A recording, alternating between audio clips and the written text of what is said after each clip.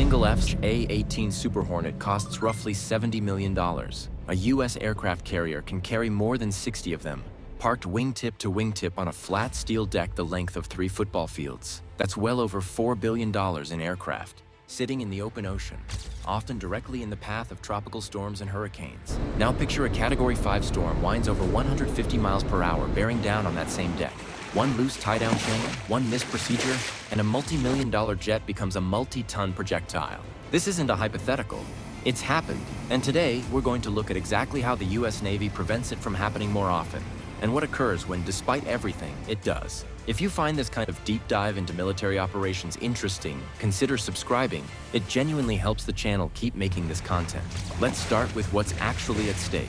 A Nimitz-class carrier, the backbone of the U.S. fleet for decades, is valued at roughly $8.5 billion. The newer Gerald R. Ford class, the most advanced carriers in the world, run closer to $13 billion each. But the ship itself is only part of the equation. Each carrier deploys with an air wing of 60 to 80 aircraft. USSHA-18 Super Hornets at around $70 million apiece, E-2 Hawkeye early warning aircraft at roughly $80 million, and the newest F-35C Lightning IIs, among the most expensive fighters ever built. Altogether, the aircraft alone represent billions of dollars a small air force, floating on a single hull. Most of that air wing doesn't live below deck.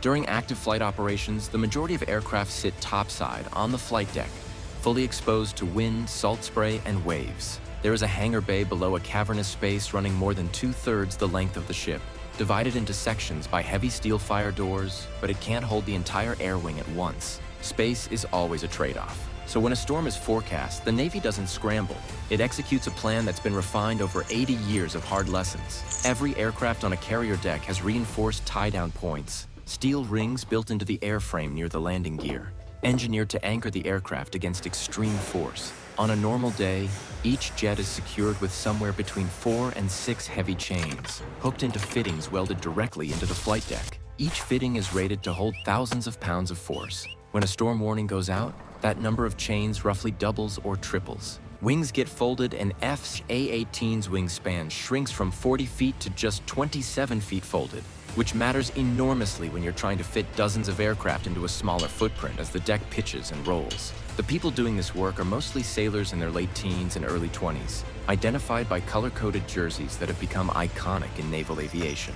Yellow shirts direct aircraft movement. Blue shirts handle the tie-down chains. Green shirts manage the catapults and arresting gear. Purple shirts, nicknamed Grapes, handle fuel. Red shirts deal with ordnance and crash rescue. It's an enormous, choreographed operation. And during storm preparation, every one of those roles becomes critical simultaneously.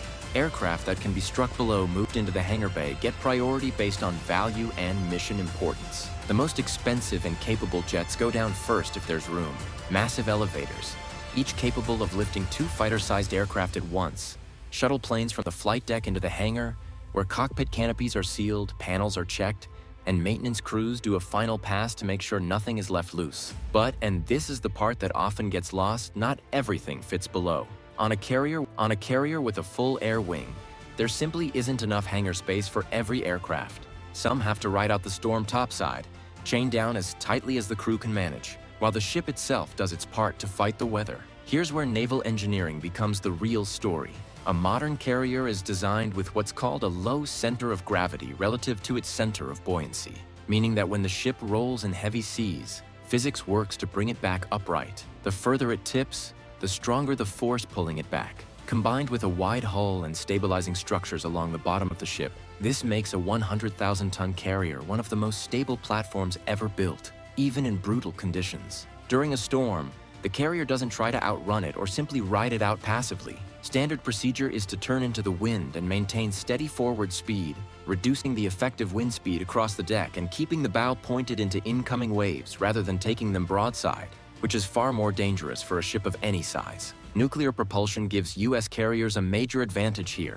With no need to refuel, the ship can maneuver continuously for as long as the storm demands, constantly adjusting heading to find the safest angle into the weather. On the bridge, the captain and senior officers track wind speed, wave height, barometric pressure, and storm trajectory in real time.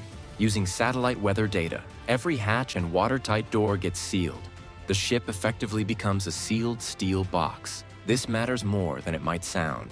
Water that pools on an enclosed deck can create what's called the free surface effect, where shifting water adds dangerous, unpredictable force to the ship's roll. It's a phenomenon that has contributed to vessels capsizing throughout naval history, which is why drainage and watertight integrity are taken so seriously. Now, despite all of this preparation, things can still go wrong, and the Navy's own history shows exactly how.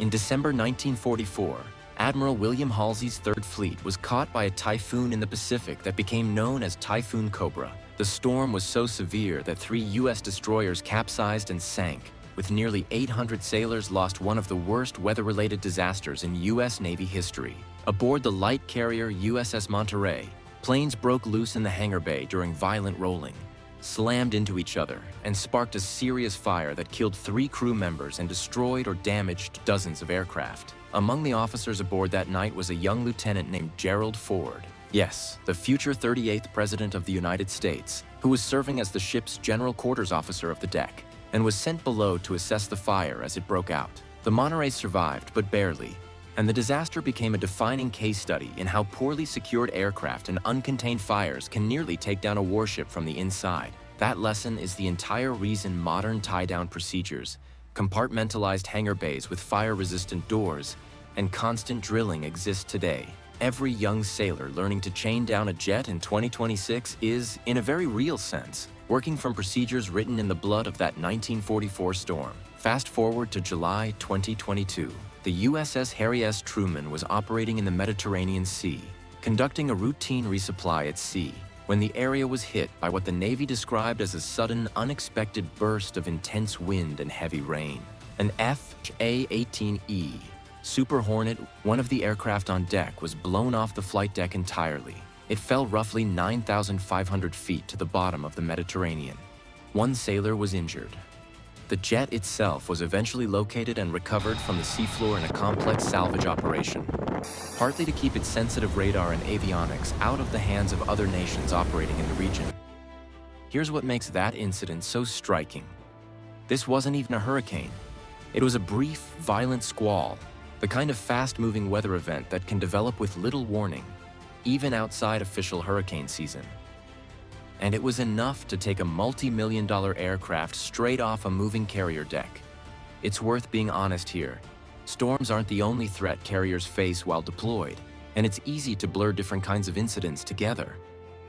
In 2024 and 2025, during an extended deployment to the Red Sea, the Truman lost several F/A-18S in separate incidents, unrelated to weather, including 1 aircraft downed in a friendly fire mishap involving a Navy cruiser, and another that slipped off the hangar deck while being towed, reportedly after the carrier made a sharp evasive turn to avoid a Houthi attack.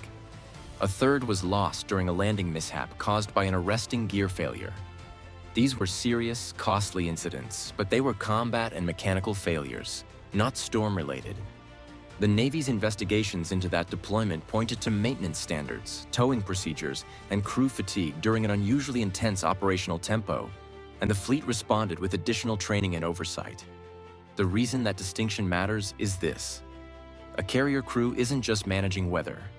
They're often managing weather and combat threats at the same time, securing aircraft for a storm, then immediately preparing for an incoming missile threat, then resecuring everything once the threat passes. There's no pause button. The same sailors who tie down a jet for a storm might be sprinting to battle stations 20 minutes later. After any storm passes, the work isn't over, arguably. It's just beginning.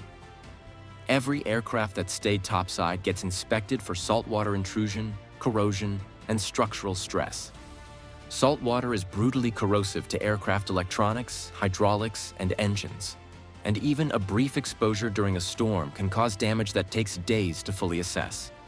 The flight deck itself gets inspected too. Tie-down fittings checked for wear, deck plates checked for shifting, catapults and arresting gear tested before flight operations can safely resume. Nothing goes back into service until it's been signed off by multiple departments. So when you step back and look at the whole picture, the chains, the color-coded deck crews, the hangar bay design, the ship's own hull geometry, the decades of institutional memory going back to a burning hangar deck in 1944, What you're really looking at is a system built from accumulated failure. Every procedure exists because something at some point went wrong, and the Navy decided it couldn't afford for it to go wrong the same way twice. That's also, fundamentally, why incidents like the 2022 Truman Law still happen occasionally.